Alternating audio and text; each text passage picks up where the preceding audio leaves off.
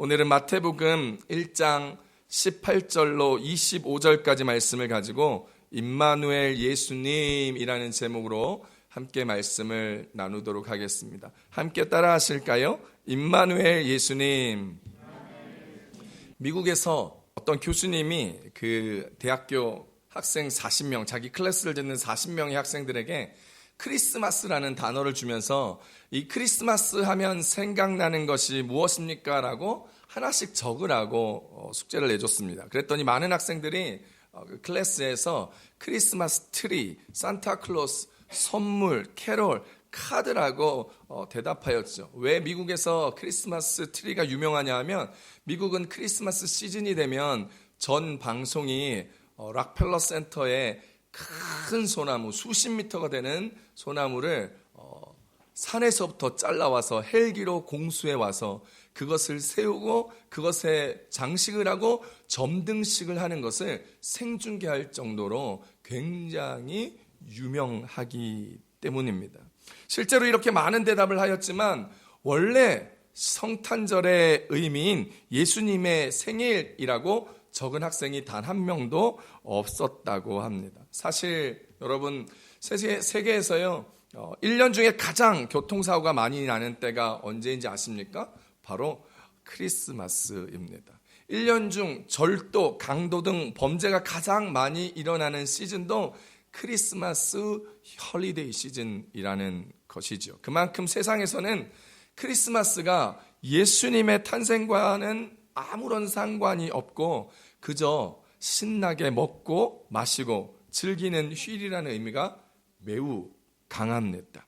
어제 저희 집 옆집에 새벽 4시까지 사람들이 떠들고 웃고 노래 부르고 그러더라고요. 제가 3시 한 40분까지 참다가 쿵쿵쿵쿵 옆에서 너무 힘들어서 안방 옆이 그분들 거실인가 봐요. 그래서 쿵쿵쿵 했더니 그때부터 소리를 좀 줄이더니 숙탁숙탁 하다 한 4시쯤에 방에 들어가는 끼쿵 끼쿵 하면서 방에 들어가는 소리를 들었습니다. 다 들어가 자더라는 것이죠. 사실 메리 크리스마스, 성탄절만 되면 우리가 함께 인사하는 메리 크리스마스는 영어로 merrily, 즐겁게라는 단어와 크라이스트, 그리스도라는 단어, 그리고 mass, 미사라는 단어가 합쳐져서 즐겁게 그리스도께 예배하자라는 뜻을 가지고 있습니다. 그래서 우리는 오늘 즐겁게 이 성탄절날 예수님 앞에 즐겁게 예배 드려야 하는 것이죠. 할렐루야. 우리 옆 사람들한테 다시 인사합시다. 메리 크리스마스.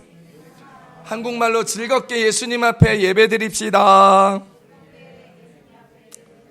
그렇습니다. 그런데 최근에는요, 미국의 여러 부분을 장악하고 있는 유대인들, 그리고 수적으로 많이 성장하고 있는 이슬람의 영향으로 성탄절의 종교적인 의미가 많이 퇴색되었습니다. 성탄절의 예배 문화를 대신하여 연말에 성대한 이벤트를 진행하는 공휴일로 점점 변질되며 사람들은 크리스마스라기보다 공휴일, 홀리데이라고 부르는 경우가 흔하게 되었습니다.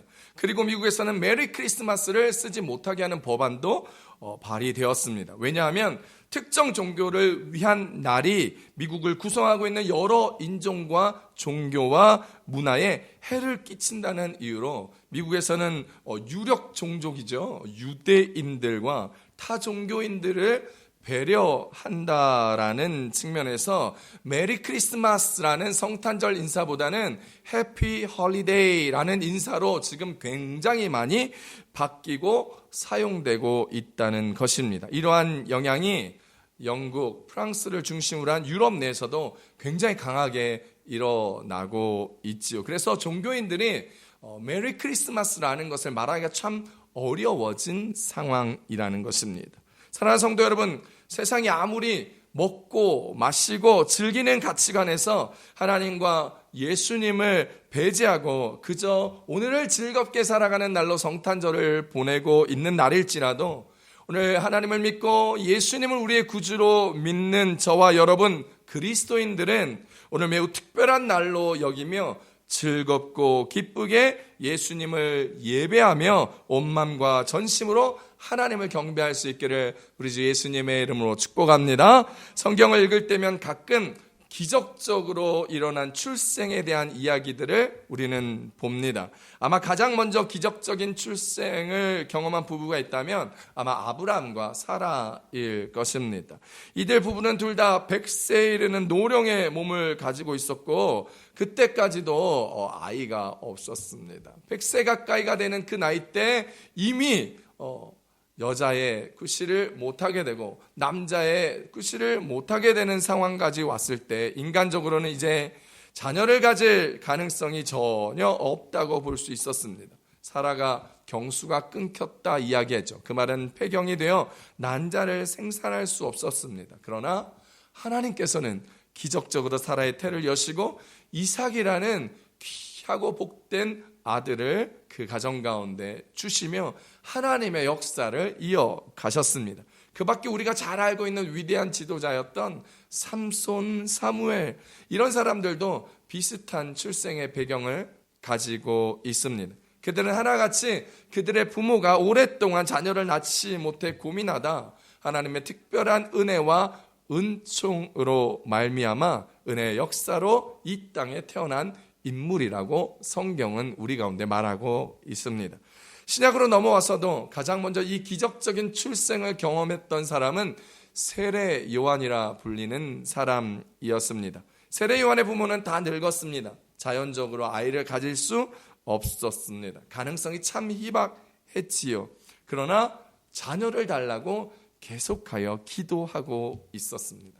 그렇지만 마음속으로는 안 될 거야, 틀렸어, 네거티브한 마음으로, 부정적인 마음으로 생각할 정도로 불가능에 가까웠다는 것이죠.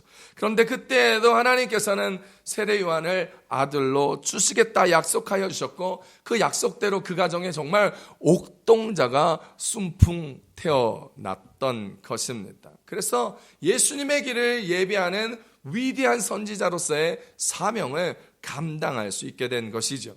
이렇게 성경에서 몇몇의 기적적인 탄생의 인물들이 있지만 정말 기적적인 탄생은 아마 예수 그리스도일 것입니다. 예수 그리스도의 탄생보다 초자연적인 능력으로 태어난 사람은 없다라는 것이죠. 예수 그리스도의 탄생이 특별히 오늘 우리 가운데 관심을 끌고 우리를 놀라게 하는 이유는 그저 부부관계나 그저 어렵사리 얻었던 그런 것이 아니었습니다.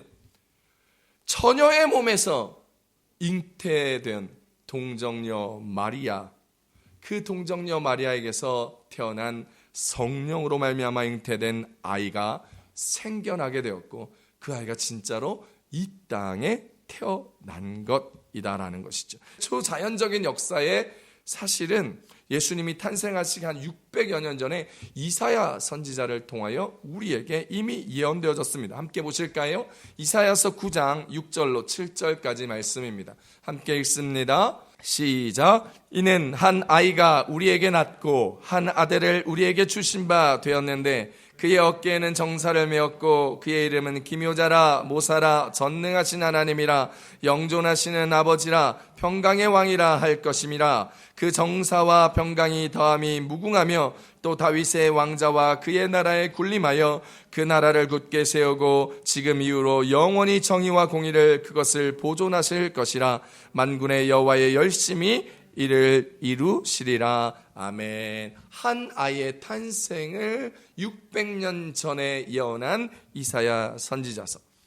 여러분, 일반적으로 처녀가 잉태하여 아들을 낳을 것이다 라는 그 말은 잘 납득할 수가 없고 과학적으로 불가능한 이론이죠. 그러나 선지자는 이미 예수님이 오시기 수백 년 전에 그분이 처녀의 몸에서 탄생할 것이라 우리에게 알려주셨습니다. 이제 2021년 전에 태어나신 예수 그리스도, 그분이 태어나실 것을 예언했던 천사가 태어나실 그분의 이름을 요셉에게 알려주었습니다. 그리고 그분의 이름은 우리에게 그분이 이 땅에 오신 목적, 그분의 데스티니를 우리 가운데 알려주고 있습니다. 오늘 본문에서 이 땅에 오실 그분의 이름을 통하여 우리 가운데 말씀해 주시는 은혜는 무엇일까요? 첫 번째입니다. 그분의 이름은 예수님입니다. 따라 하십시다. 그분의 이름은 예수입니다. 마태복음 1장 21절 함께 읽어봅니다. 시작. 아들을 낳으리니 이름을 예수라 하라. 이는 그가 자기 백성을 그들의 죄에서 구원할 자이심이라 하니라. 아멘. 요셉에게는 동네에서 집안끼리 정혼한 마리아라는 여인, 약혼녀가 있었습니다. 그 여인은 처녀였습니다. 어느 날 그 약혼자였던 마리아가 처녀임에도 불구하고 임신한 사실을 알게 되었습니다. 요셉이 얼마나 깜짝 놀랐을까요? 어떤 사람들은 마리아가 부정한 짓을 해서 임신했다고 화를 내며 그 처갓집을 찾아가서 위자료를 내놓으라고 이렇게 난동을 부리고 받아냈을지도 모릅니다. 어떤 사람들은 마리아와 그 가정에게 망신을 주고 동네에서 얼굴을 들지 못하게 만들었을 수도 있습니다. 그로 인하여 돌로 맞아 죽을 처형에 처하게 될 수도 있었지요. 하지만 요셉은 성경에서 그를 의로운 사람이라 이야기하며 요셉이 조용히 이 과정을 끝내버리고 파혼하고 말려는 생각을 하였습니다. 여기서 요셉에게 말하는 의롭다라는 말은 어떤 허물도 없고 죄도 없었다라는 말을 뜻하는 것이 아닙니다. 의롭다라는 말은 하나님을 경외하는 사람이었다라고 말하고 있는 것입니다.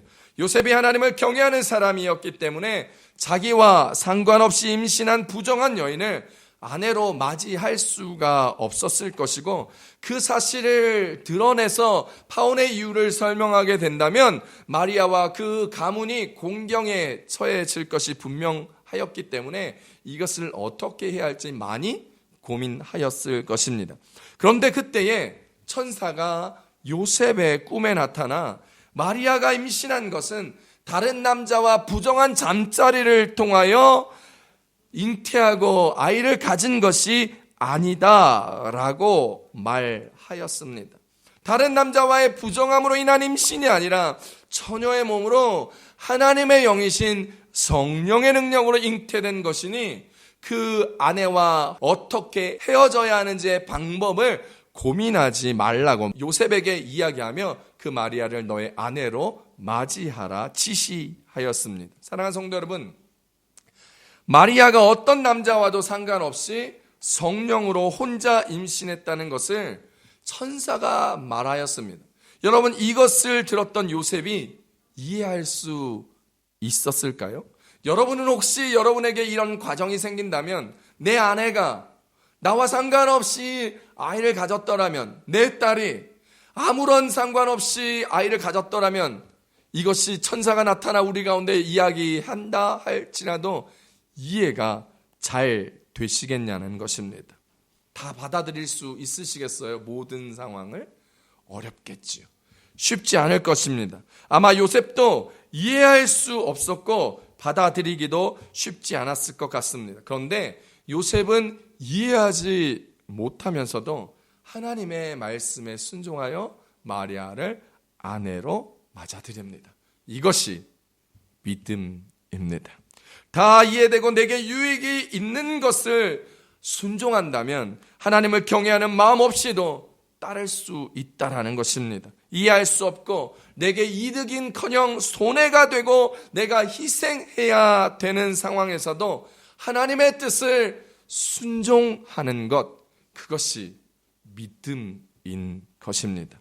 오늘 우리도 이 요셉과 같은 순종의 믿음이 있기를 축복합니다. 이해가 되지 않을지라도, 다 알 수 없을지라도 주님께서 말씀하시면 순종하고 나아가는 그 원대한 믿음이, 정말 주님을 향한 온전하고 순전한 믿음이 있게 되기를 우리 주 예수님의 이름으로 축복합니다. 그래야 주님이 우리 삶에 요셉과 같은 은혜와 역사를 허락하여 주시는 것입니다. 그 놀라운 역사를 체험하고 삶에서 누리는 여러분이 되시기를 바랍니다. 그렇게 마리아의 성령의 잉태를 요셉에게 알려주었던 천사는 이제 마리아가 아들을 낳을 것이라 이렇게 얘기합니다. 산부인과 의사도 할 수 없는 임신 초기에 태아 성별을 맞추기까지 하시는 거예요. 여러분, 산부인과 제가 찾아보니까 14주 이후부터 태아의 성별을 감별해낼 수 있다고 얘기하더라고요. 보통 임신 3, 4개월 정도부터 가능한데 천사는 다 알고 있고 아들이라고 점하여 주었다라는 것이죠. 그러면서 이번에는 한술 더 떠서 그 아이의 이름을 지어줍니다. 그 이름을 예수라라고 말합니다. 그러면서 그 예수라는 이름의 뜻을 요셉에게 말하여 줍니다. 그 이름의 뜻이 뭐냐 하면 자기 백성을 그들의 죄에서 구원할 사람이다라고 말한 것이지요.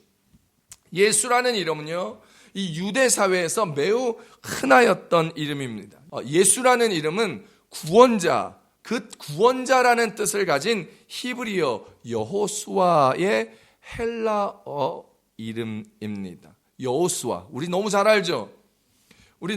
가나안 땅을 정복할 때 앞장섰던 여호수아, 그리고 성전을 재건할 때 있었던 예수아, 여호수아, 예수아가 동일한 예수라는 이름과 같은 뜻의 이름이었다라는 것입니다. 그러니까 요셉이 살던 그 마을에도 예수라는 이름을 가진 사람들이 어딘가에는 아마 있었을지도 모릅니다. 중요한 것은 태어날 아기가 자기 백성을 그들의 죄에서 구원할 자로 택하여 주시며 이름을 붙여주셨다라는 것입니다. 그래서 아기 이름을 구원자의 뜻인 예수라 하겠다라고 하나님이 말씀하신 것입니다. 사랑하는 성도 여러분, 예수님의 이름의 뜻이 우리를 죄에서 구원하실 분이다라는 것입니다. 예수님은 성탄절에 이 땅에 성육신하며 태어나실 때부터 그분의 데스티니, 바로 우리를 구원해 주시는 것을 향하여, 그것을 위하여 이 땅에 오신 것입니다. 그래서 우리는 예수님으로 인해 구원받은 사람들이 되었습니다. 믿으십니까? 혹시 예수님을 자기의 구원자로 믿지 못하는 분이 있다면 지금 이 시간 예수님을 여러분의 구원자로 믿고 살아가실 수 있기를 축복합니다. 그러므로요, 구원을 받은 자답게 우리는 오늘도 이 성탄절에 즐겁게 주님을 예배하며 오늘을 멋들어지게 살아야 한다는 것을 기억하며 그렇게 멋지게 구원자 주님과 함께 살아가는 저와 여러분 되시기를 바랍니다. 구원을 받은 자의 모습을 생각하며 살아가자라는 것입니다.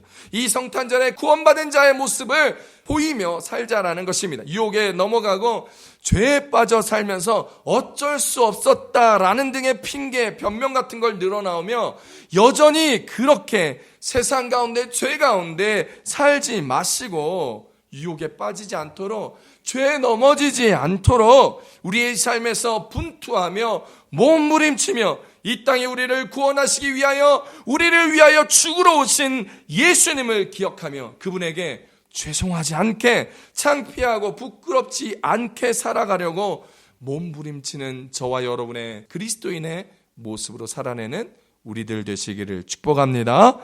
예수님은요, 우리를 구원하시기 위하여 태어나시면서 마국간의 말구유에서 태어나셨습니다. 세상 사람들이 말하는 천하고 천한 곳에서 태어나셨습니다. 우리를 위하여 태어나신 거예요. 한번 옆 사람하고 인사하실까요? 당신을 위하여 예수님이 말구유에서 태어났습니다. 이렇게 인사하겠습니다. 시작. 아멘. 믿으십니까? 여러분, 주님은 우리를 위하여 천하고 천하고 낮고 낮은 그 말구유에서 태어나셨다라는 거예요. 요즘 청년들이요, 흙수저 이야기합니다. 흙수저의 삶을 부끄럽게 여기거나 부모나 환경을 원망하고 탓하는 청년들도 있습니다. 그런데 진짜 흙수저의 탄생은 바로 예수님이었습니다. 그분은요, 말구유에서 태어나고 목수 아빠 밑에서 별 볼 일 없이 살아가며 동네 사람들이 뭐라고 조롱하고 비난하였던 나사렛에서 무슨 선한 일이 나겠느냐라는 그런 조롱과 질시를 받으며 살았던 예수 그리스도였습니다. 그런 환경에서 예수님은 흙수저가 아니라 오히려 오물수저의 태생에서도 왕으로 우리 가운데 오셨습니다.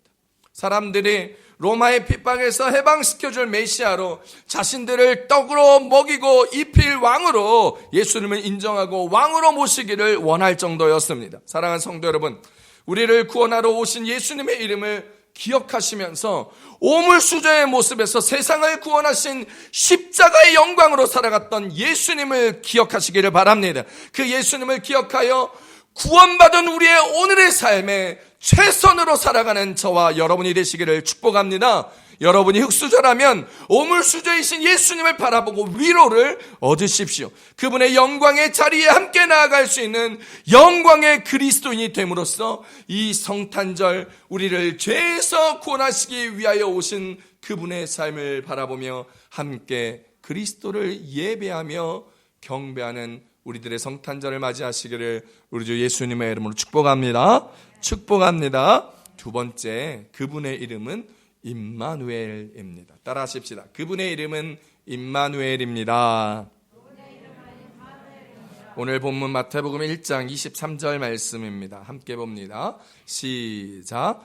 보라, 처녀가 잉태하여 아들을 낳을 것이요 그의 이름은 임마누엘이라 하리라 하셨으니 이를 번역한즉 하나님이 우리와 함께 계시다 함이라. 아멘. 천사는 요셉에게 또 다른 예수님의 이름을 말하여 줍니다. 무엇입니까? 임마누엘입니다. 이 이름은 이미 몇백 년 전에 하나님께서 이사야 선지자를 통하여 예언하셨던 말씀이며 그분의 이름입니다. 한번 보실까요? 이사야서 7장 14절 봅니다. 시작. 그러므로 주께서 친히 징조를 너희에게 주실 것이라. 보라, 처녀가 잉태하여 아들을 낳을 것이요 그의 이름을 임마누엘이라 하리라. 아멘. 임마누엘, 이 임마누엘이란 이름의 뜻은 우리들과 함께 있다라는 뜻인 임마누라는 단어와 신을 지칭하는 엘이라는 단어가 결합하여 생긴 합성어입니다. 그래서 임마누엘이라는 이 뜻은 신이 우리들과 함께 있다라는 히브리어 뜻을 가지고 있습니다. 천사가 요셉에게 전하는 메시지는 태어날 아기 예수는 자기 백성을 죄에서 구원하기 위해 하나님이 보내주신 구세주이시며 하나님이 자기 백성과 함께 하실 것이라는 임마누엘의 예언의 성취라는 것을 이야기하였습니다. 사랑하는 성도 여러분, 죄로 인하여 사망과 어둠의 권세에 붙잡혀 살아갈 수밖에 없었던 우리를 죄에서 자유하게 하여 주시고 어두운 데서 우리를 불러내어 빛으로 우리 가운데 예수님께서 찾아오셨습니다. 요한복음 12장 46절입니다. 시작. 나는 빛으로 세상에 왔나니 물은 나를 믿는 자로 어둠에 거하지 않게 하려 함이로라. 아멘. 우리는 이제 그분의 빛에 거하며 그분의 영광에 참여할 수 있는 우리가 되었습니다. 이사야서 60장 1절입니다. 시작. 일어나라, 빛을 발하라. 이는 내 빛이 이르렀고 여호와의 영광이 내 위에 임하였음이니라. 아멘. 이스라엘 백성들이 출애굽할 때에 하나님께서 애굽에 내린 9번째 재앙 혹시 무엇인지 아십니까? 바로 흑암이었습니다. 3일 동안 흑암이 그들 가운데 내려 사람들은 서로 볼 수도 없었고 움직일 수도 없었고 만질 수도 없었습니다. 흑암의 재앙은 태양신의 아들이라 스스로 칭하는 바로에 대한 심판이었습니다. 그런데 우리는 놀라운 말을 듣습니다. 그 애굽 백성들 가운데 흑암이 가득하였고 어둠이 온 세상을 덮은 그 와중에도 빛은 이스라엘 가운데에 있었다라는 것입니다. 하나님이 이스라엘과 함께 하신 것, 임마누엘 하신 것입니다. 출애굽기 10장 23절 함께 봅니다. 시작. 그동안은 사람이 서로 볼 수 없으며 자기 처소에서 일어나는 자가 없으되 온 이스라엘 자손이 거주하는 곳에는 빛이 있었더라. 할렐루야. 사랑하는 성도 여러분, 우리 주님은 이런 분입니다. 온 세상이 흑암 가운데 갇혀 있을 때에도 빛 대신 주님은 그분의 백성인 저와 여러분과 함께 임마누엘 하신다는 사실을 기억하기 바랍니다. 오늘 살아가는 우리들에게도 마찬가지입니다. 온 세상이 어둠 가운데 있을지라도 임마누엘의 주님은 언제나 어디서나 우리와 함께 있다는 사실을 잊지 마시기를 축복합니다. 힘들고 어렵고 지치고 울고 싶을 때에 세상 그 누구도 나의 편이 아니라고 생각되는 그때에 상처받고 힘들고 먹고 마시는 것조차 버거운 인생을 살아가는 그 때에 주님은 우리와 함께 하십니다. 내 인생의 어둠에서도 주님은 우리에게 한 줄기 빛을 보여주시며 우리와 임마누엘 하십니다. 그것이 그분의 사랑입니다. 그 사랑을 우리에게 보여주시려고 주님은 십자가의 죽으심으로까지 우리의 죄를 사하여 주시고 우리에게 빛으로 함께하여 주시고 우리에게 영원한 생명을 내어주신 것입니다. 힘들고 지친 하루하루를 살아가고 계십니까? 버겁고 어렵고 내 생각대로 무언가 잘 되지 않는 것 같고 장벽이 앞을 가리고 앞으로 나아가는 것이 무언가 버겁고 무거운 발걸음이 되어가고 계십니까?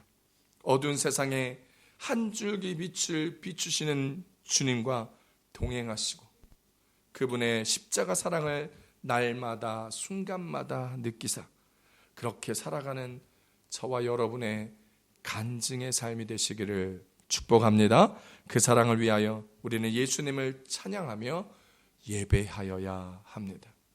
그 사랑을 기억하기 위하여 오늘 우리는 성탄절을 이 한 날로 정합니다. 12월 25일 그분의 사랑을 기억하기 위하여 오늘 우리는 이 날에 함께 모여 함께 기쁨으로 예배하고 찬송으로 주님 앞에 드리는 것입니다. 어린아이들이 몇 주일 동안 연습하여 무대에 섭니다. 청년들이 애쓰고 수고하여 찬송하며 주님을 경배합니다. 무엇 때문이겠습니까? 예배한 순서 때문이겠습니까? 그렇지 않습니다. 우리의 마음을 주님 앞에 온전히 놓아내며 하나님을 향한 우리의 사랑, 너무나 귀하고 복되게 받은 그 사랑을 주님께 드리기 위하여 우리의 사랑을 표현하는 것입니다. 여러분은 오늘 이 성탄절을 어떠한 마음으로 예배하고 있습니까? 오늘 여러분은 어떠한 마음으로 주님을 기억하며 그분이 이 땅에 생명 주신 은혜를 함께 고백하고 있으십니까? 오늘 그 십자가의 사랑 함께 예배하며 함께 찬양하는 성탄절의 진정한 의미를 경험하는 우리들의 모습 되실 수 있기를 축복합니다. 사라져가는 성탄절의 인사 메리 크리스마스의 뜻처럼 즐겁게 예수님을 예배하는 우리 교회 성도님들이 되시기를 바랍니다. 세상의 유혹에 죄에 빠져 어쩔 수 없노라 고백하며 여전히 그대로 살아가는 인생들이 아니라 이제는 새롭게 날 구원하신 주님과 함께 나와 함께 하시는 임마누엘의 주님과 함께 이전 것은 다 내려놓고 육체의 소욕을 따르기보다 성령의 법대로 함께 살아감으로 그런 귀한 주님과 함께 살아가는 우리들 되기를 바랍니다. 낮고 낮은 말구 위에 태어나신 우리 주 예수님은 우리의 사랑으로 찬양받기에 예배받으시기에 합당하신 분이십니다. 높임과 존귀받으시기에 합당하신 분이십니다. 마찬가지로 흙수저로 태어나서 흙수저로 살아가고 있는 여러분은 임마누엘의 주님과 함께 있으며 우리 주 예수님의 사랑을 흠뻑 받기에 합당하신 분이라는 것을 기억할 수 있었으면 좋겠습니다. 이 성탄절에 힘내십시오. 기쁘게 예수님을 예배하고 함께 사랑받고 사랑하는 사람들이 되시기를 축복합니다. 어렵고 힘든 이웃들도 돌아보시는 성탄절, 그런 연말연시 되었으면 좋겠습니다. 아프고 지친 주변에게 힘내라 응원해주는 여러분 되었으면 좋겠습니다. 앞길을 어떻게 나아갈지 모르는 사춘기의 주변의 자녀들, 주변의 형제자매들에게도 힘내라, 내가 해보니 이렇더라라고 사랑의 마음으로 조언해 줄 수 있는 선배 신앙인들이 되기를 축복합니다. 칭찬해 주시고 사랑해 주시는 여러분의 성탄절의 모습이 되기를 바랍니다. 주님이 하셨으면 우리도 할 수 있습니다.